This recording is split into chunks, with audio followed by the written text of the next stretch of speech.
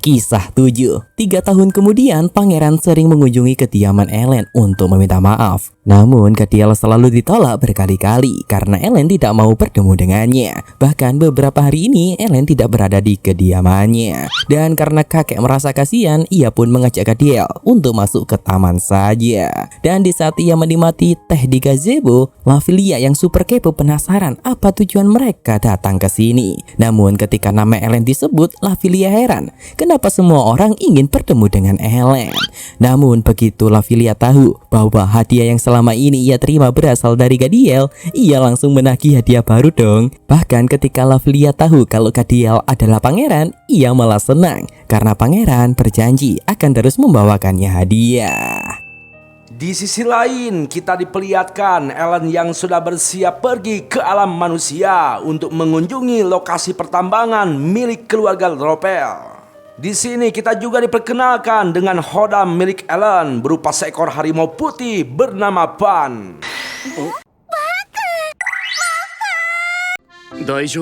Sayangnya Om, Van itu tidak bisa ikut ke alam manusia karena belum mampu berubah wujud ke manusia. Hal ini membuat Van sedih karena sekarang ia jarang bermain bersama Ellen lagi. Padahal pas waktu kecil mereka sering bermain bersama. Oh ya Re, BTW Van ini adalah anak dari Finn. Kembali ke alam manusia, Sauvel menjelaskan alasan kenapa mereka menutup pertambangan, di mana Go yang dulu kaya akan perak kini sudah jarang menghasilkan material yang bagus. Nah, ngomong-ngomong soal nenek Ca, mereka berdua itu sebenarnya tidak ingin memberitahunya karena takut nenek akan ikut campur. Tapi sayangnya nenek sudah satu langkah di depan mereka. Ia menggunakan Asep mencari info.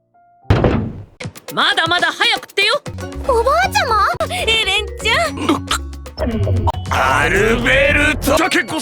Dan singkat cerita, sesampainya mereka di lokasi tambang, mereka melihat banyak pekerja yang kurus dan mengalami berbagai penyakit. Sayangnya kedatangan mereka justru membawa kabar buruk karena pertambangan ini adalah penghasilan utama mereka. Namun nenek datang menghibur mereka dengan mengajak mereka makan bersama, seperti yang dulu pernah dilakukan oleh suaminya. Akan tetapi kepolosan Ellen malah mengacaukan semua rencananya. Ia mengubah salah satu simpel biji tambang dan memunculkan kembali beberapa biji perak di dalamnya. Hal ini membuat para penambang senang karena masih ada harapan untuk melanjutkan tambang ini. Sontaklah, Ropel langsung menatap tajam ke Ellen. Namun Sauvel dengan tegas menyatakan bahwa jika pertambangan ini dilanjutkan, mereka bisa-bisa terkena kutukan roh yang membuat mereka akan sulit bernapas. Ellen yang menyadari sesuatu pun mengungkapkan kebenaran, menjelaskan bahwa itu semua bukan kutukan roh, melainkan gejala penyakit akibat menghirup debu dan serpian logam selama bertahun-tahun saat menambang. Dalam istilah medis, penyakit itu disebut pneumoconiosis. Yaitulah. Nah Cak, perlu diketahui penyakit itu memang sangat sulit disembuhkan, tapi rasa sakitnya masih bisa diredakan. Karena itulah langkah selanjutnya mereka yaitu mendiskusikan hal itu di rumah bersama ayah dan ibu Ellen.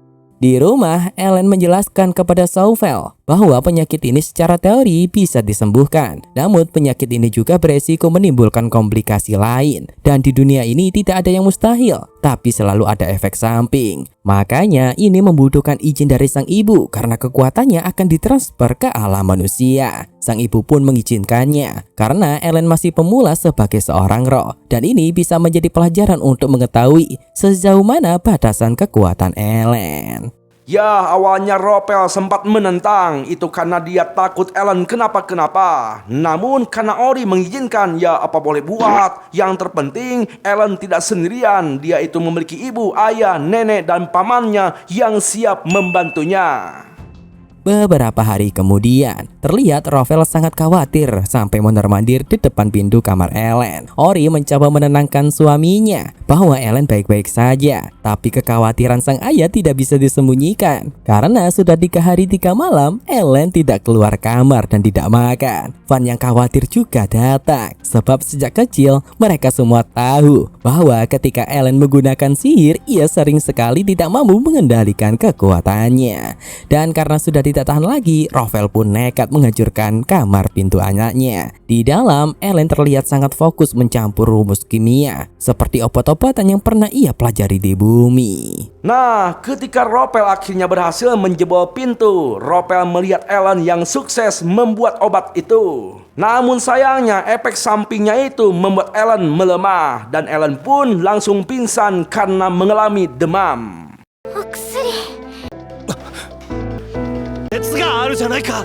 なるまで。 Kisah 8. Ellen sangat bahagia karena obatnya berhasil dibuat. Namun sayangnya karena mengeluarkan terlalu banyak kekuatan, tubuhnya langsung tumbang dan demam. Kemudian Ori menjelaskan kepada Rafael, sebenarnya Ori ingin mengetes sejauh mana kekuatan Ellen. Tapi sayangnya Ellen masih belum cukup kuat untuk menampung semua kekuatannya. Meski begitu, dari kejadian ini mereka tahu batasan kemampuan Ellen. Karena itu Ori pun pamit untuk menemui kakaknya guna mendiskusikan hal ini. Singkat cerita, setelah Ellen sadar cakya, sang ayah langsung memarahinya. Bukan tanpa alasan karena Rafael benar-benar cemas dan khawatir setengah mati. Tak lama kemudian, Ori datang dan menasihati Ellen. Jika ingin menggunakan kekuatannya, jangan sendirian di kamar, tapi lakukanlah di depan mereka. Supaya kalau terjadi apa-apa, mereka bisa langsung menyelamatkannya. Terlihat jelas wajah sang ayah yang terpukul, karena tidak sempat menghentikan Ellen sebelum tumbang tadi. Meski begitu, Ellen tetap dianggap hebat karena berhasil menciptakan obat. Dan sebagai permintaan maaf, Ellen pun akan membiarkan ayahnya menggendongnya seharian.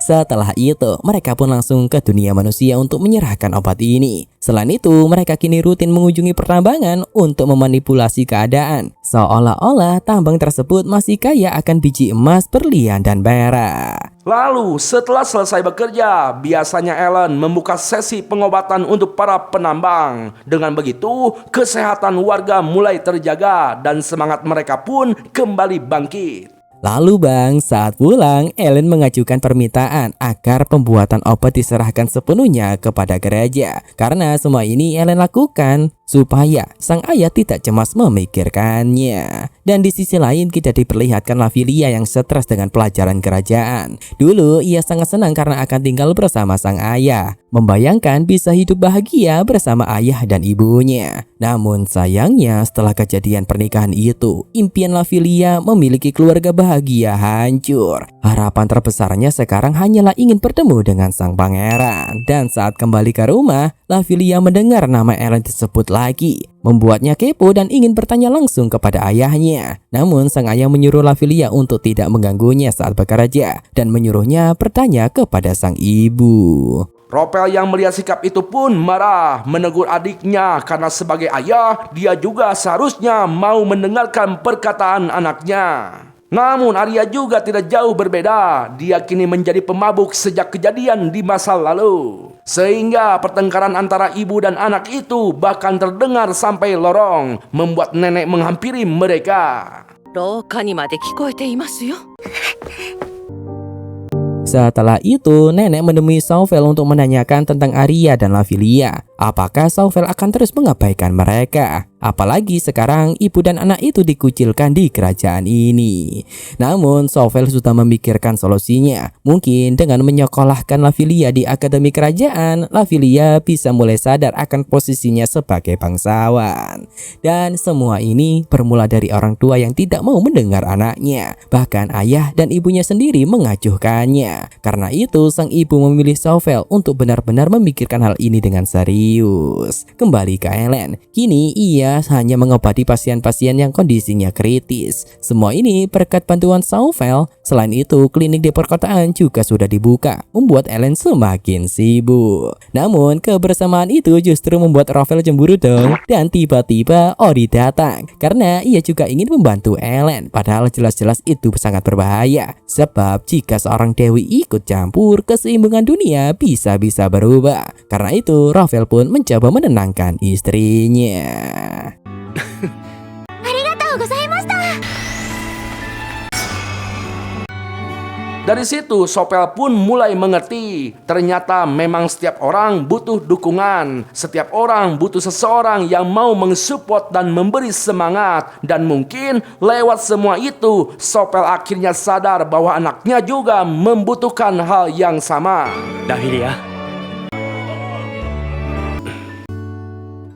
Kisah 9. Oh iya, soal Lafilia re. Sekarang ia sering bertukar pesan dengan sang pangeran sambil menceritakan sedikit kehidupan pribadinya. Di saat yang sama, kerajaan sedang dilanda flu yang mudah menyebar. Kita kembali ke Ellen. Saat ini, Ellen mengobati penyakit flu tersebut di gereja. Ketika memeriksa para pasien, Ellen menyadari bahwa ini adalah flu yang sangat mudah menyerang. Ia bahkan menyarankan para orang tua untuk berpisah kamar dengan anak mereka karena penyakit ini sangat menular. Tentu saja Ellen sudah menyiapkan obat untuk penyakit ini berupa ramuan batuk dan flu. Namun karena akhir-akhir ini Ellen terlalu sering mengobati orang sakit, banyak warga yang mulai memanggilnya sebagai putri tabib.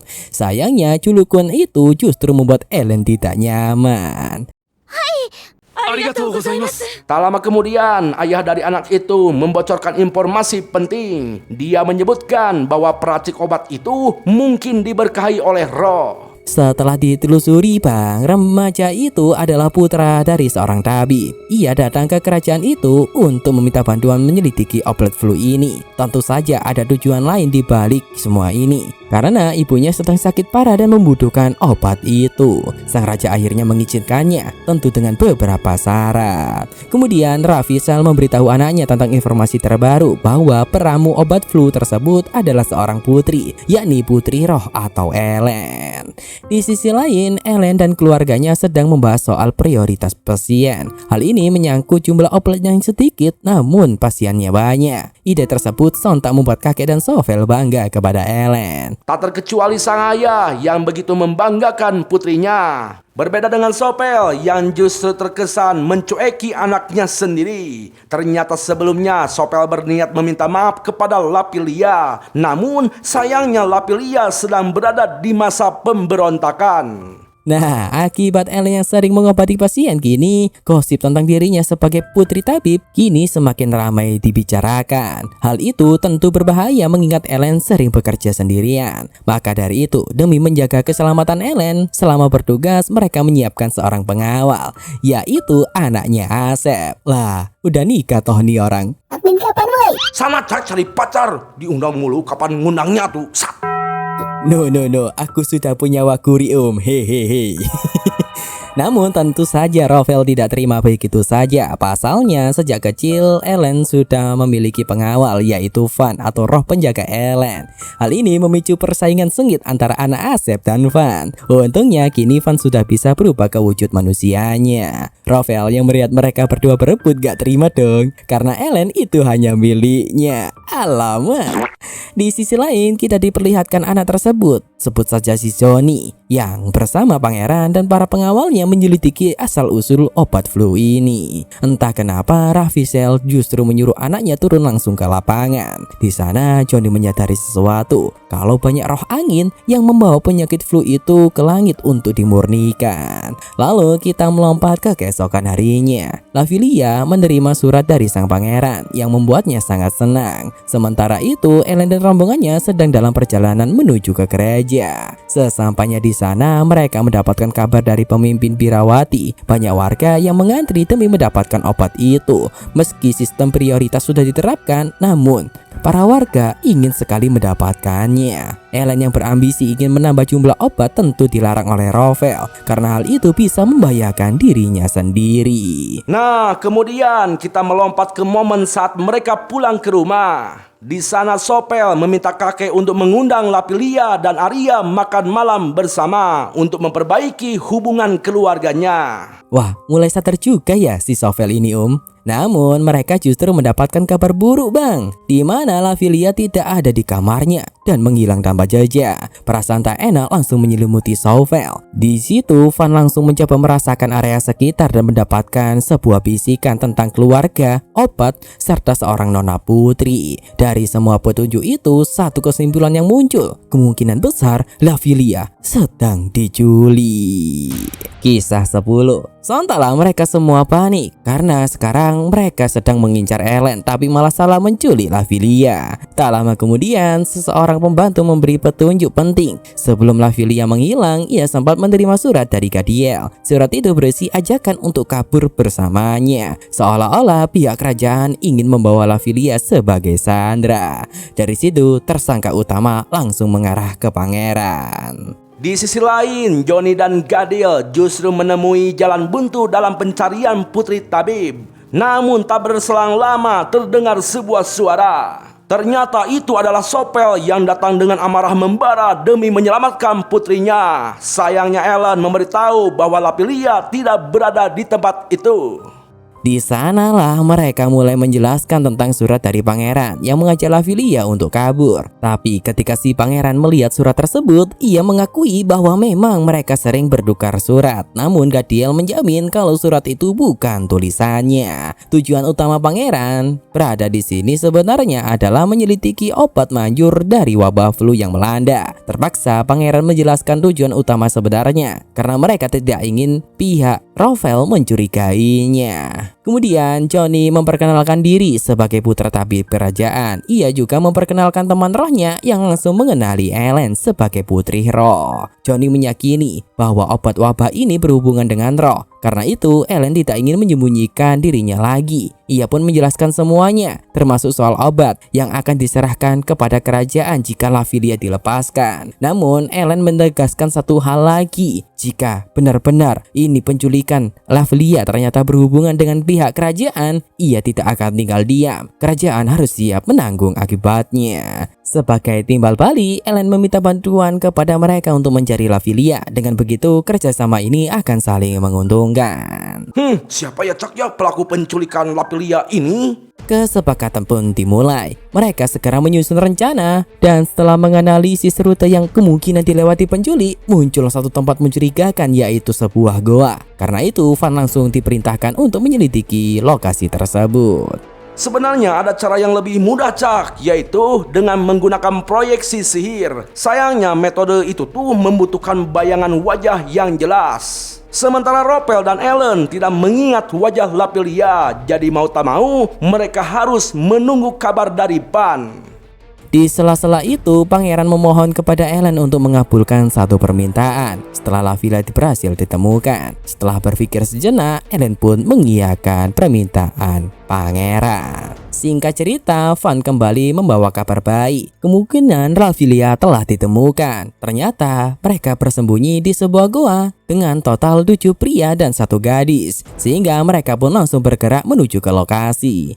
Akan tetapi saat mereka tiba, hanya 6 orang yang keluar dari goa itu. Yang kemungkinan 1 orang itu berada di dalam bersama gadis tersebut. Maka dari itu mereka membagi menjadi 2 tim. Rovel akan mengatasi orang di depan, sementara Sovel akan masuk ke dalam untuk menyelamatkan putrinya. Ya, bagi Rovel hal itu bukan perkara yang sulit. Namun tak terduga Ori muncul karena dia juga ingin ikut membantu. Dan akhirnya setelah sekian lama pasangan suami istri itu kembali bertempur bersama-sama. ロベルと一緒に戦う。奴らにたっぷり見せつけ父様と母様の力。 Beralih ke dalam goa, Sovel benar-benar menemukan putrinya dan di sana ada pemimpin penculik itu yang langsung menyerang mereka. Namun penculik itu bukan tandingan Sovel. Dengan sigap Sovel menghadang serangannya dan sebagai kepala pasukan kesatria dengan satu pegeman mentah saja itu sudah cukup membuat si penculik tumbang dan pingsan. Dengan begitu, kasus penculikan ini pun akhirnya berhasil diselesaikan. Lavilia! よかった。おじさま。アルベルト、こいつらを警備兵。はい。